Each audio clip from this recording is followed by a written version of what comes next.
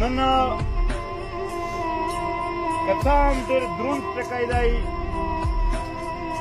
چې زما د خولې نه وتل ډېر مشکل دي خو ګیلهمن پښتین یعنې هغه زمونږ په منځ کې نشته دی او سبا به سهار د پېښور په لار باندې بیا د پېښور نه تر بنو پورې بیا تر وزیرستان د تر ټوبې پره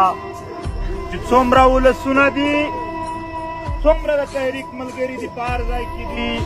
دا ټول راووځئ خپل کلي ته به یې ډېر په درناوي ډېر په احترام ډېر په لویي